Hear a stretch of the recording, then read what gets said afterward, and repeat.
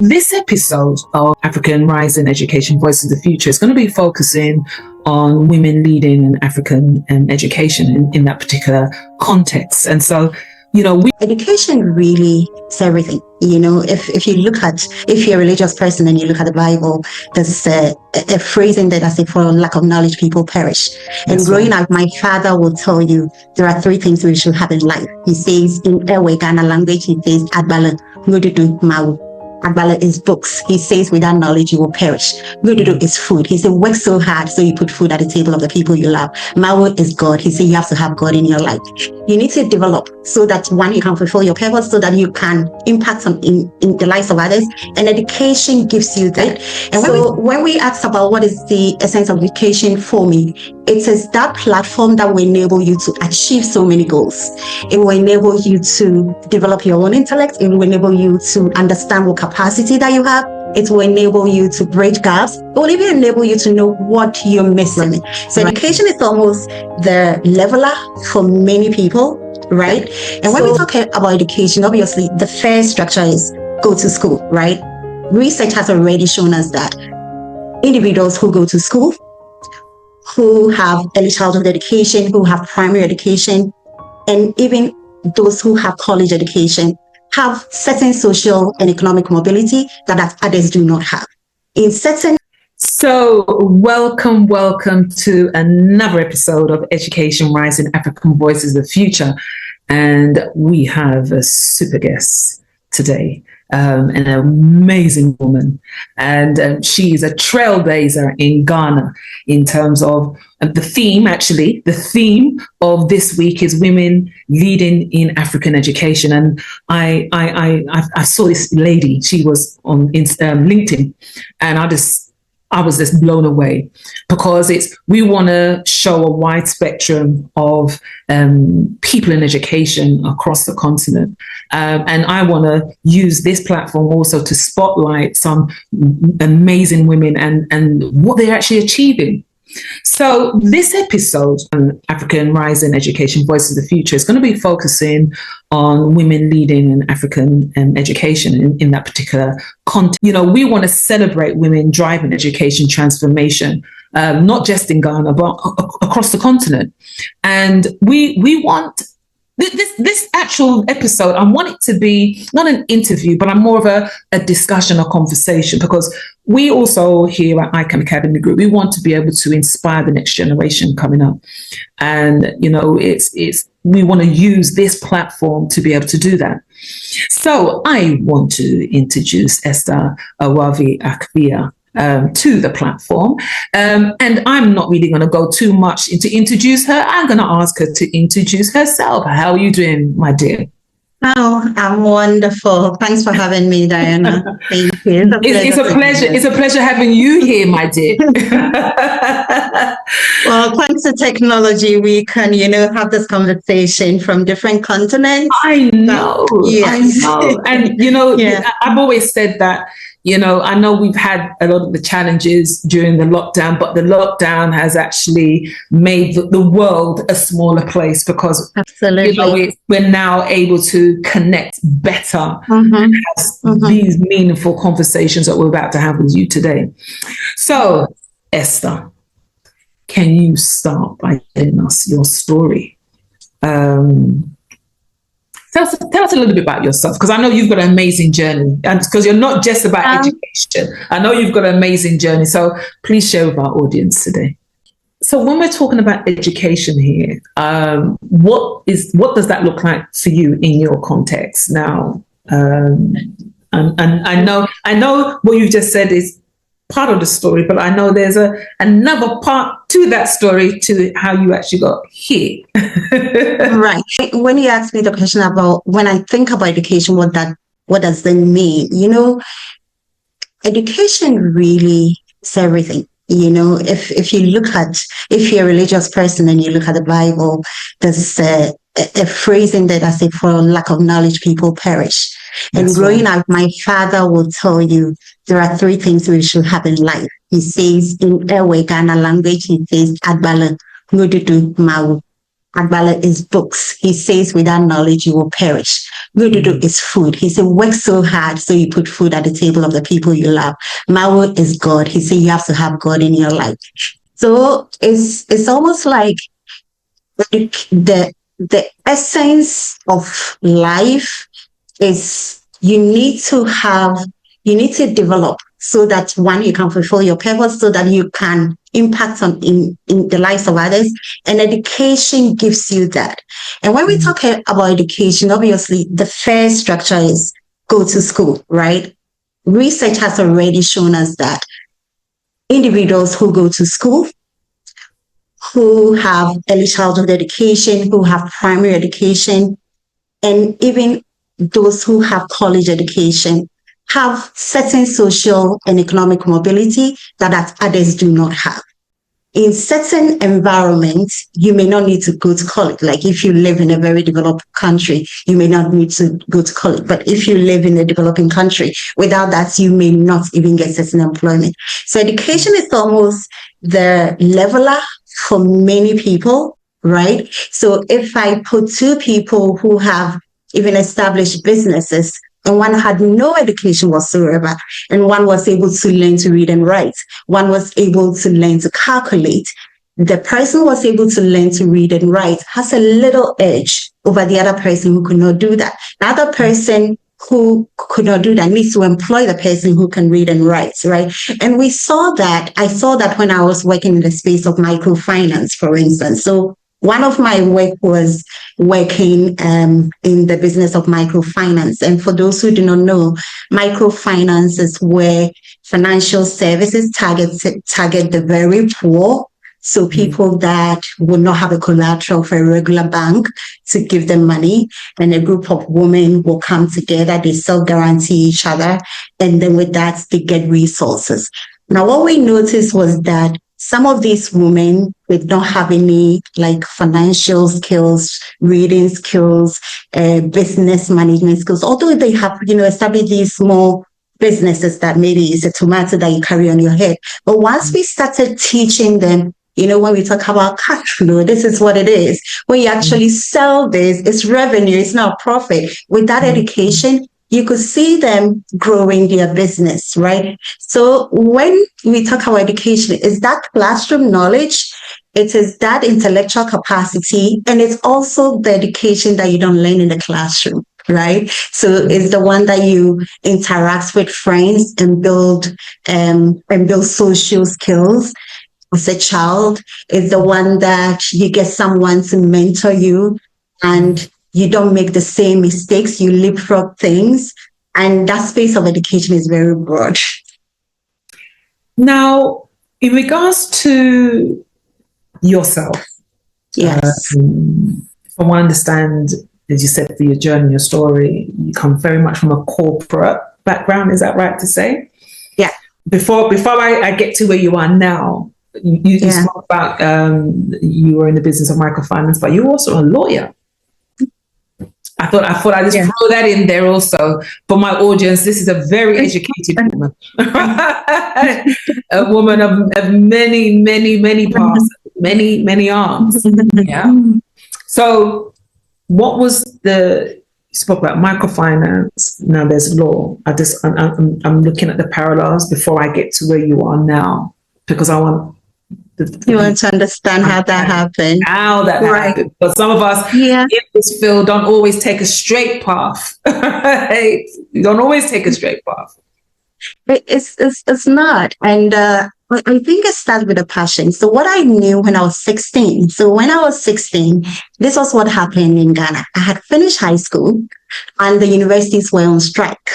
Mm-hmm. So we could not, I think we had to wait for an additional year after what we call the national service to go to university. Well, this time I lived in a town called Kumasi, and there was an organization called Center for the Development of People. And what SEDEP did was basically focus on youth development, education and training, things that will sort of help people at the lowest level in terms of finances and alleviate them and alleviate poverty and sort of raise them up. And I went there as an intern. And as a young intern, I had this fantastic mentor, my first boss, Emilia Arthur. And she just sort of threw me in. We used to have this audiovisual shows. We watched these shows, and college professors from the University of Science and Technology, young people all over. He said, Esther, lead a discussion. And I loved it because we will have this aha moment. I'm asking a question and suddenly I'm like, oh my God, I'm intelligent. This professor is nodding, right? Mm-hmm. And I was asked to, write a proposal for this. And then I realized, oh, I love social work. I love things to enhance the quality of life for others. So I called it social work. So I actually wanted to go and do social work at the university. And then my sister's husband, who was then a lawyer, David, called me and said, Esther, I know you want to do this. However, I think you should go and read law. And this is what you say, read law, and it will give you the firm foundation to go and do anything that you want to do. And I think it's one of the best advice I ever had in my life, for me personally, for what I'm doing now. So I read law, was called to the bar, went to England and did my master's in international business law, and came back and it was a legal firm. And then at this time, I was sort of looking for a broader scope. Still, this thing about social work kept nudging me. And at this time, there were about 5 organizations that were looking for an internal corporate attorney. I applied for all of them. I was successful. And then there was this organization called Opportunity International. They were looking to start a new operations in Ghana, and they needed somebody to establish their business for them in Ghana. And I met the CEO, Benji Montemayor, and he talked to me about how microfinance transforms life, how the story of the Philippines is help women, and how I could make this big for Ghana and Africa. And I was inspired. So I found myself in a space of microfinance, and then help Opportunity establish its work in Ghana, spread it, help their businesses across Africa. And I said I wanted to own the balance sheet of one of those businesses. Like, I want to be a CEO. And in my mind, I thought, okay, go to business school, and then, you can do that. So I went to business school. And then, on the balance sheet. What do you mean by on the balance sheet? Balance sheet. So as an attorney, so one of my work was I was the attorney. I did the HR work as well. At some point, I did investor relations work. You're all in a supportive role. When you own the balance sheet, basically, you are the one who is driving the business, whether it's profitable or not, right? You are the one who is making all the core decisions, which cost is effective, which is not. What business should you do? How can you expand your loan portfolio? What risks is there? So I wanted to sort of drive it rather than support it, right? And I felt like, the question somebody will ask you is like, you're a lawyer, what do you know about business? Like, okay, I'll get an MBA. And then when I got to business school, they asked us about different projects that we wanted to do. And remember, I always said I wanted to do social work or something in impact. And I said, you know what? I've never seen an encyclopedia about all the different things that people can do to improve upon their lives, like lift them out of poverty business-wise. So I want to create that encyclopedia. that was my idea. Mm-hmm. And then in one class, our professor, one of my favorite professors, Professor Hadnot, asked the question, what sucks in the world? What are some of the problems in the world? Mm-hmm. And I talked about access to education. Right. Mm-hmm. I shared the story of that, my friend, whose mother was so poor. And because my mother was educated and had books at home, I had been an attorney. I was in Colorado, and she was still cleaning floors. Right.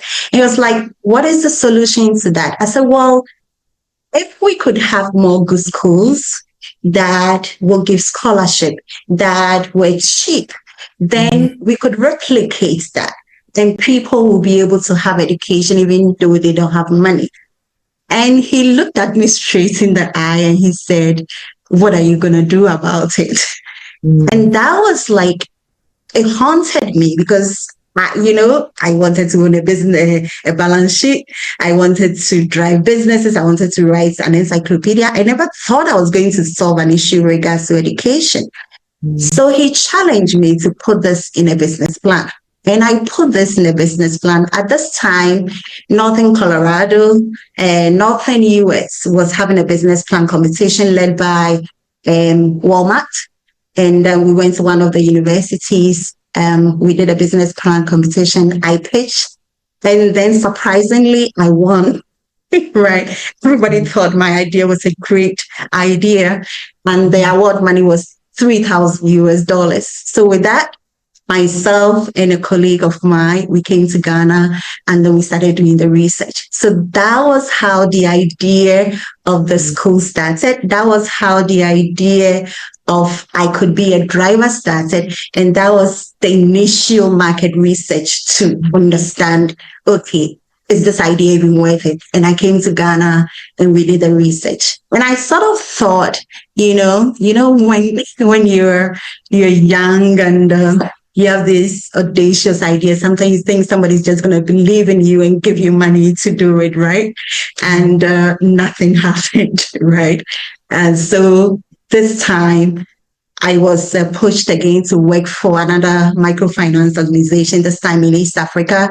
And I was in human resources, staff development, based in Uganda, overseeing the operations of Africa.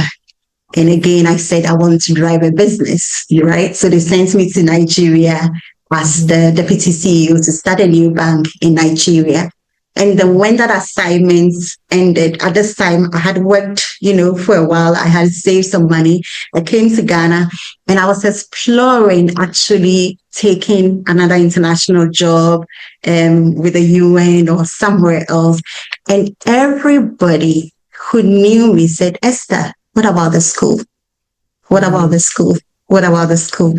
So it was almost as if as a child, thinking I want to do something that impacts society.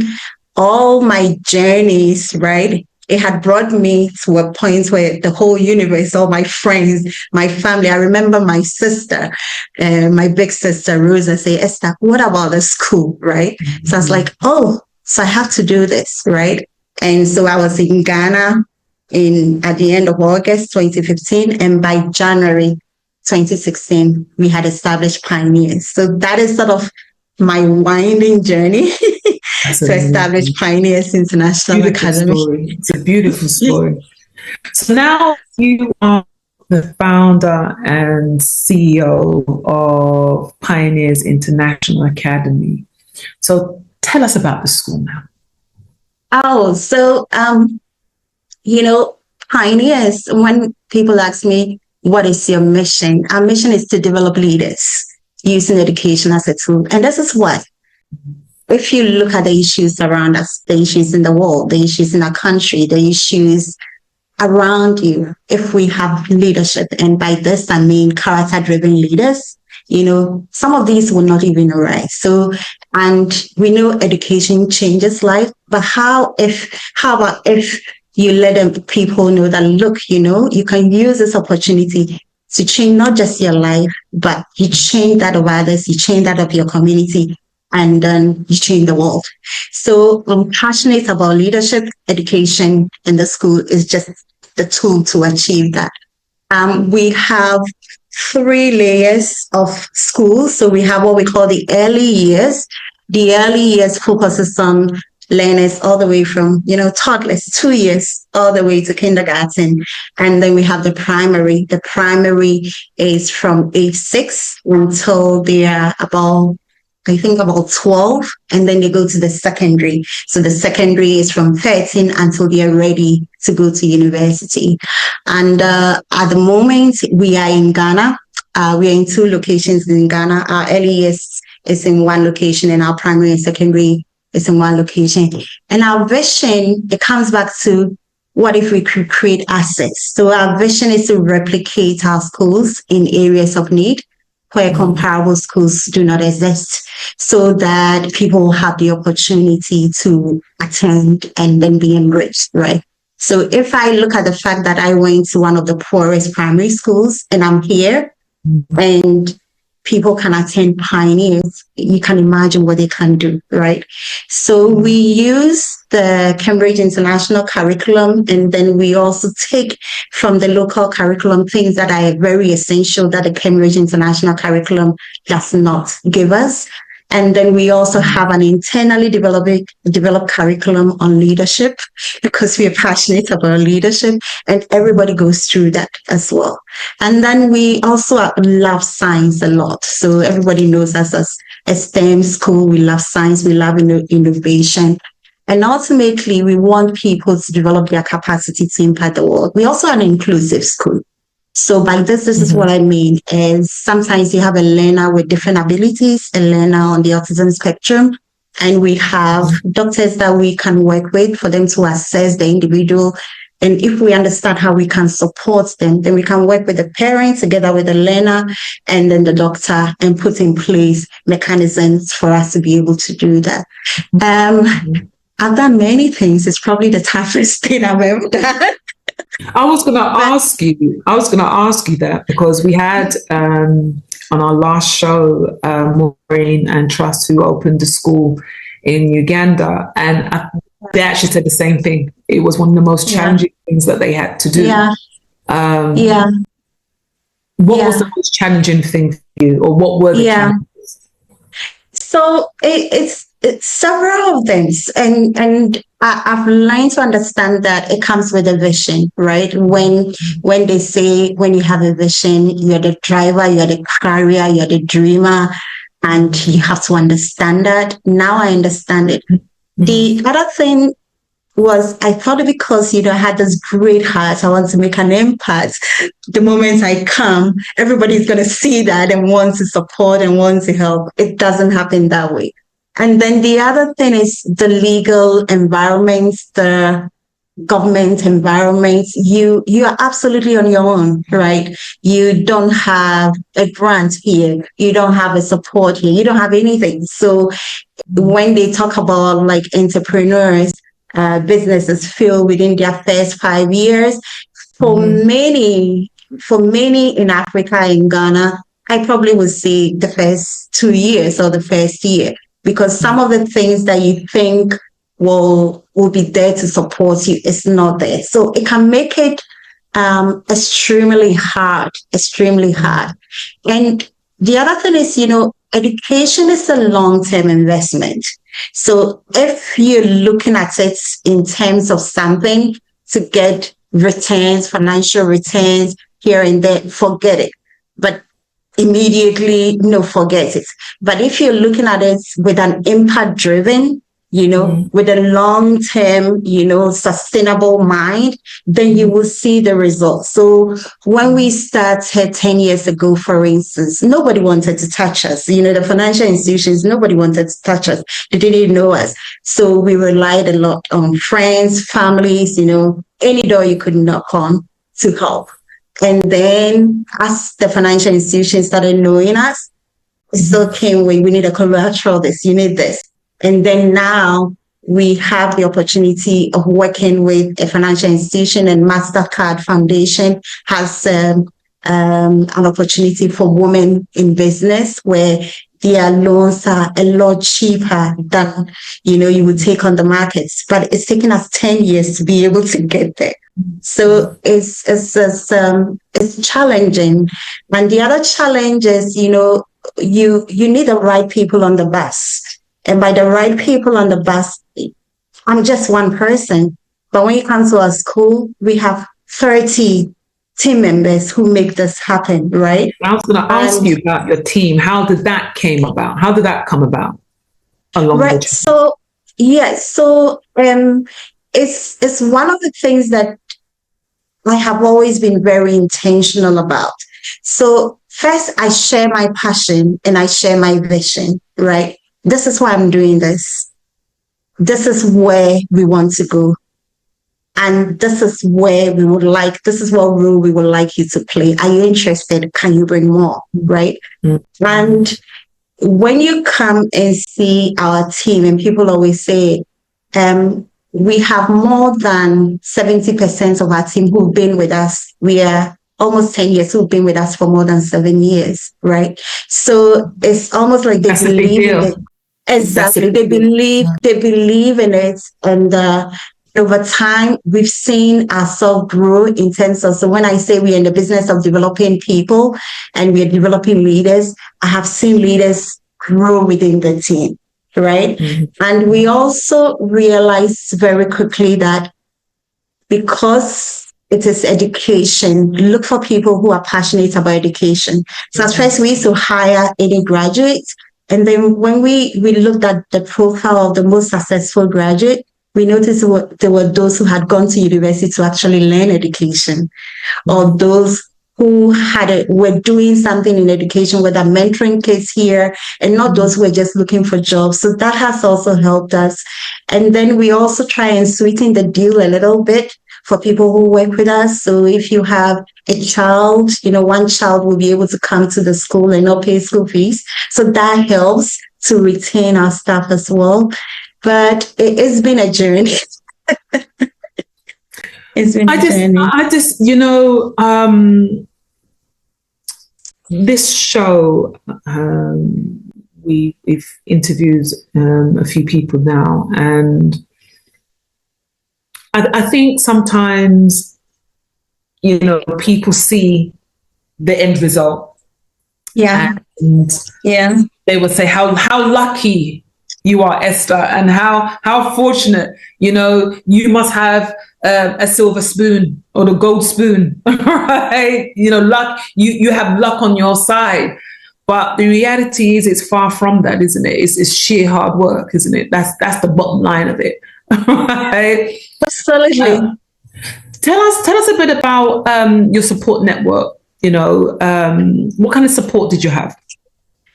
So again, very blessed. So first, my family, right? Basically, when I started, I'll tell my big sister, I'm coming to your house to shop. And I'll literally go to her fridge and shop from her fridge and come home, right? And then I went to a boarding school in Ghana. And one thing about boarding school in Ghana is you make these lifelong friends who, knowing them now, I'm going to date myself now for like 30 plus years since we were teenagers, right?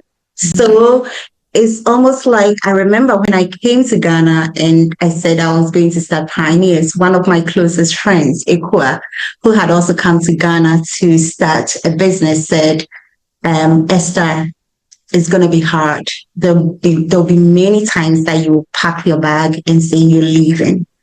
And I promise you, I won't be able to give you money, but I'm going to call you every day and ask how you're doing. And she did that every day for the first year. Every day she called me, how was today?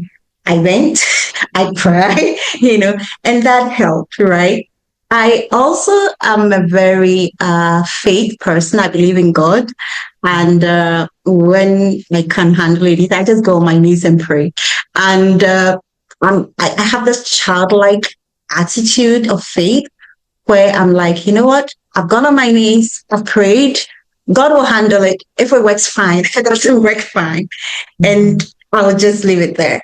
And, when it came to education itself, so remember, when I started this, I didn't know much about education, right?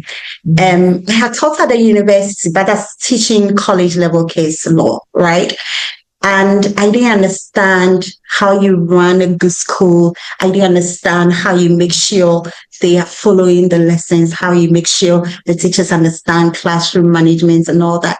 So I actually knocked on several doors of some of the schools in the country, right? And they were very helpful, right? I remember there was a lady, I had never met her. We still haven't met. She runs one of the very, in terms of when you talk about the 5 top schools in Ghana, she runs one of them. a friend connected me and she's like, do you have your strategic plan ready? I said, no. She's like, oh, I'm going to send you mine. This is what we did. This is how we do it. Look at it and frame yours, So that was helpful. I went to another school. It's like, oh, this is how we develop our operations material. This is what we did, right? My son's school, I will call the principal and I'll be like, we're going to run our IGs for the first time. We've never done it. It's like, okay, this is how we did it. By the way, do you have your science lab? I'm like, no. Okay, this is the person who did it for us. Do you have your IT system and everything? No, this is the person who did it for us. So I noticed when you knock on doors, the worst you could hear was no. But most of the time, other entrepreneurs were willing to help because maybe they walked that journey and also maybe because I went and I was honest about it. So all that was like a lot of support. And I still, and I still draw on that. And then my garden, I love gardening. So when it's overwhelming, I get my hands dirty. Did amongst the schools that or the doors that you knocked, and I think you still have some relationship with those schools now. But did you have a mentor, somebody that, or even a coach, a mentor, somebody there that was really there to hold your hand, not just in terms of building the school, but to keep you motivated? Right. So when it comes to motivation, I don't think anybody can motivate you. You have to motivate yourself, right? Because if you're waiting for somebody to motivate you in anything that you're doing, then forget it. It's not going to happen, right? However, it was very interesting. When I started, there was this woman that I think we just met by chance. And I told her this is what I was going to do. And it turned out she had established a school. And her school at that time was, I believe, about 12 years old. She took me to her school. She showed me everything. She came to my school and she visited me continuously for about 6 months. Then after that, she vanished, right? And then we lost touch. And then it was just about a year ago that I reconnected with her. But it was almost like she just showed up to help me. And she also said this, right? There'll be difficult times. There'll be this. If you need help, call me. So that happened for the first 6 months. And then one mentor that I had was by chance. So I had seen, so when I lived in Uganda, working for Finca, I was the board chair for the International School of Uganda. And I had gone to one of their ICT labs and they had all these Lego education resources, right? So when I started Pioneers, I was like, oh, Lego education resources, I want it. Then I went online and did research and realized, oh, Lego, this is where they make Lego. Wrote to Lego headquarters and I said, I'm established a school and I saw your Lego education resources in Uganda and I want it in Ghana. And surprisingly, they replied and they said, by the way, we have our representative in Ghana called Dan, right? Dan Moa. And he will reach out to you. One day I'm there, I have a call from this Israeli man. I'm from Intelitech. We are the Lego representative. And that relationship became also a mentor, right? So I remember once it rained and we had all these canopies. They all fell down. I called Mr. Dan. I was crying. Like, this is what happened. We wanted to buy property. We didn't know whether it was a good place. He came over. He said, this is waterlogged. You don't do that. And then because he had built businesses, he also came in as a mentor. So some of them, it just happened because maybe I was looking for something else and it showed up. And some of them, it was because I went for help. And some of them, it was just by chance. And because I was not embarrassed to say, I don't know, And I also didn't care if you said no. There were some who were like, oh no, your competition. We can't help you, right? I was going to say, was an element of that along the line? Yes. Oh, yes. Mm-hmm. Someone had told me there was this school that their early years, they've done all this nice painting. It was really nice. So I reached out to the person. I'm like, oh, I hear you've done this. Are you paid to give me your paint? I'm like, no, you're the competition. All right, that told you then, right? The person who actually gave me their, ACT person, their science lab person said, you know what, Esther, the sun shines everywhere. Everybody can draw on the sun, right? So if I share with you, it doesn't exhaust what I can have. Whereas this person said, your competition. So there were people who said no, and I still hear no, but it doesn't deter me. I just know that you just have to move on. Yeah.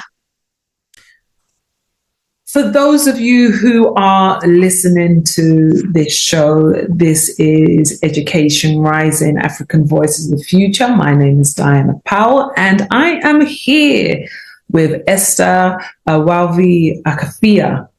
She is the CEO and founder of Pioneers International Academy.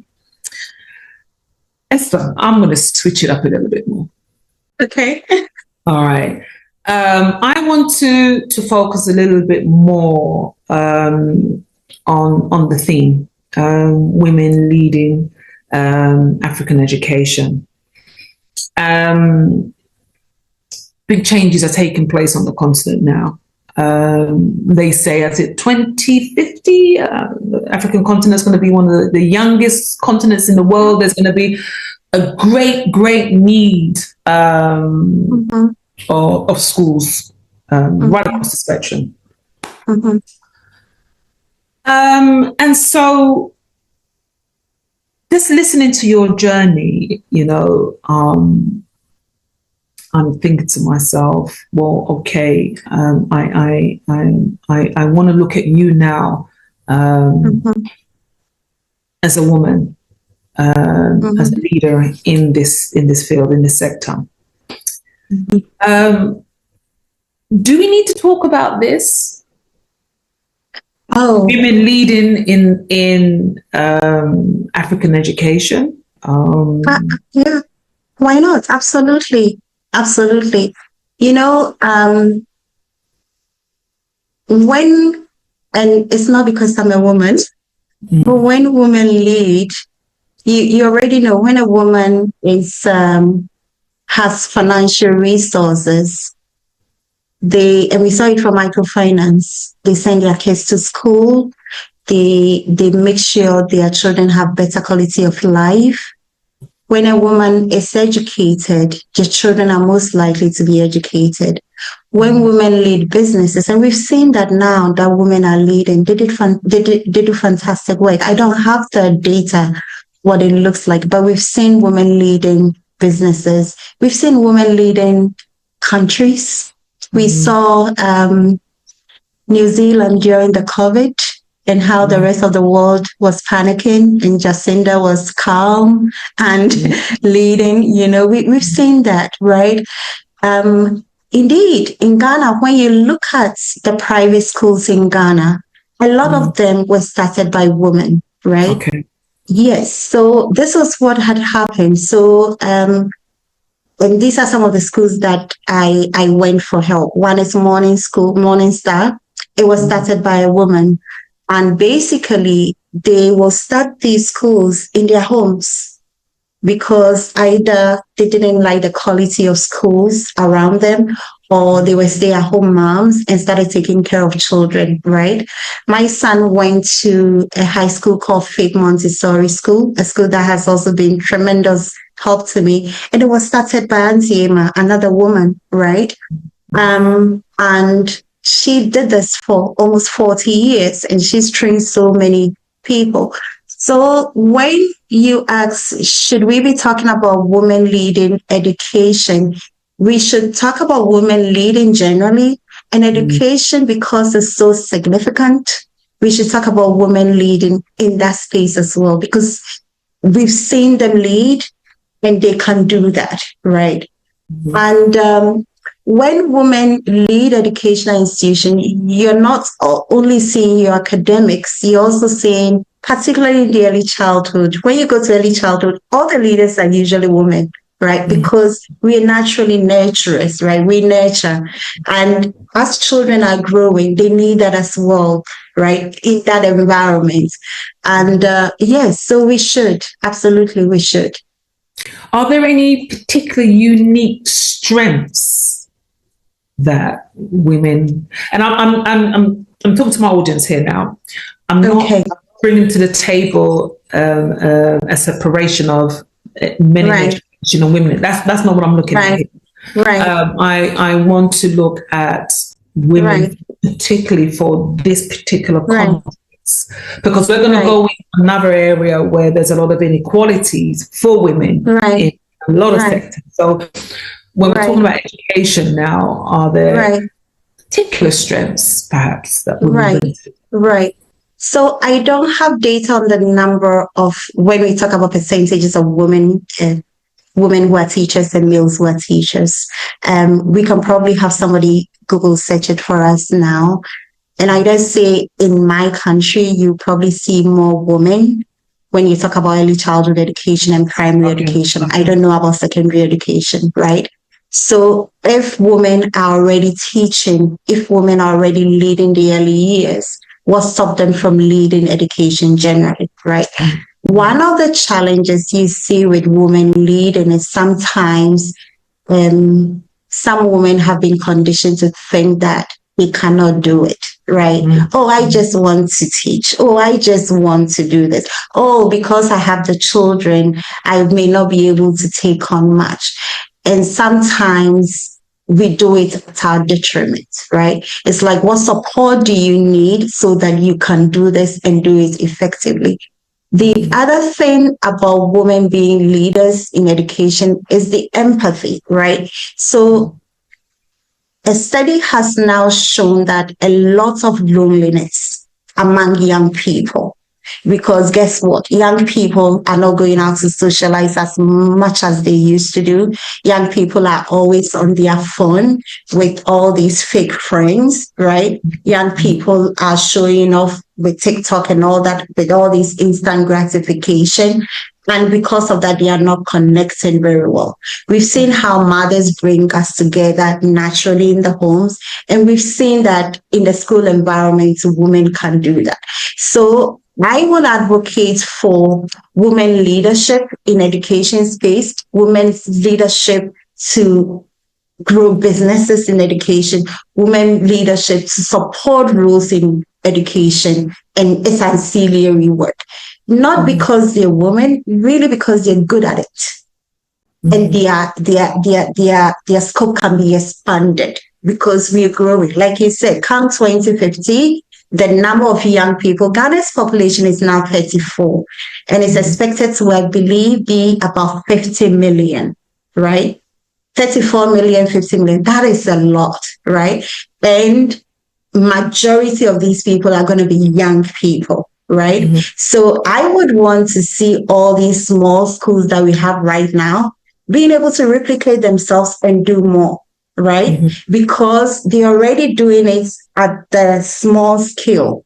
What do we need? What tools do we need to give these women leaders so that they can grow in strength and be able to replicate themselves? What do we need to give them to make them feel like they are capable? Because they're already doing this, right? When you go to the Morning Star, you go to the Faith, you come to the Pioneers, you go to the outside academies, you go to a lot of these schools that I mentioned, they were all established by women, right? And they're there. Some of them are already 30 years old, 35 years old, 20 years old, right?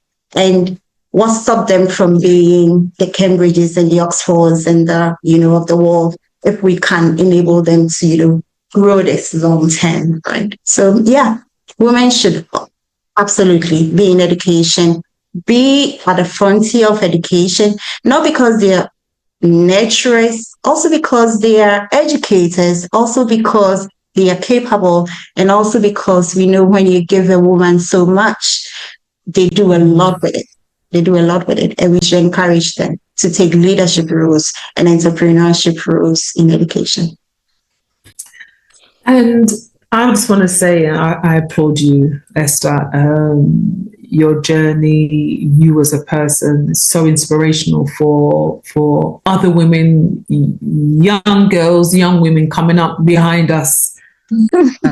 Thank you. We're in a world where, we are leading as an examples for those young women coming up behind us.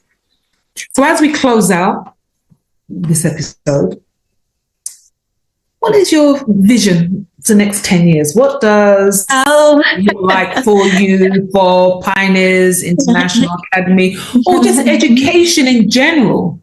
10 years from now, what would you Yeah, so, right. Personally, I'm intrigued by the challenges of learners with special needs, learners with disabilities, and the challenges they face in the educational space, particularly in Africa. Mainly because those accommodations that are necessary for them to thrive and excel are not there. And I want to understand how we can make that happen. And I want to be able to push policy towards that, because I don't understand how a child with the same level of disability or ability can thrive in, let's say, UK or US, but cannot do the same here, right? Mm-hmm. And I want to see that. So personally, I want to see that. I want to work more on research that enable us to have equity in education, create more access in education. For Pioneers, I want us to replicate our schools. So we want to open new branches so that we will have new early years, we have new primary schools, and then that will grow and create that issue of access. The other thing I'm passionate about is mentoring young people. So last year, I had the privilege of working with 400 girls from my old high school and brought a group of us, alumni together to mentor them for the year, help them in their journey. And I like doing that. So that's something that I want to grow and do more, because you're in education, people reach out to you from all across the world. I want to do this. What do you think? So even though I have one biological son, I have so many daughters, nephews, and nieces in different education environment. So for me, really influence policy and create more access and have more equity and really develop more leaders. I want to see some of my scholars from Pioneers doing great things, in the world. In 10 years, at least they would have graduated from college. Some would have graduated from college for about 7 years. I want to see them come back and mentor some of the young ones. And because, you also want to see that it's worth it. So I want to see the results, some of the results, sometimes when I'm in the school environment and I see a child, I'm like, God, is it because of this child that I established Pioneers? Is it because of this one? Is it because of this one? I want to see how, they would be nurtured and how they would do in the world. So I want to see that impact, of what we are doing in Pioneers also felt some way, somehow, in whatever form. I want to say to you, Esther, thank you for taking the time out of your busy day, your busy schedule, right, to be on our show today. And I'm hoping that those who are listening is inspired by your story, by your achievements. A woman in business, a woman leading in education on the continent. And for us here at ICANN Academy Group, and especially this particular show, Education Rising, African Voices for the Future, because, from time to time, you read about all the negative things that's taken place on the continent. And we want to hear more about amazing things and amazing people, men and women, that are doing some fantastic things on the continent. And this is what we want to achieve with this show. So I want to say thank you again for this being here. And I'm hoping that the listeners will take a leaf from your journey. Take people. We want more schools. We want more schools. We want more educators. We're talking to those young people that's coming up behind us. At some point, we're going to fade away, and we're going to leave the blueprint for those who are coming up behind us. We've said before, this a while ago, that 2050 there's going to be a lot of young people on the continent. So what are the legacies we're going to leave for them? So to our listeners, again, thank you for listening to this episode. This is Education Rising, African Voices of the Future. And this episode was Women Leading African Education. So take care. Bye. Yeah. Bye-bye. Take care. And so if you have got to this part of the episode, I'm assuming that you really super enjoyed the show. If you have, please like, share, comment. We really do need your support. We really want to grow our show to greater heights, and we want to be more impactful to the communities that we serve and that we support, and to you, the viewers watching. So take care until the next episode. Bye.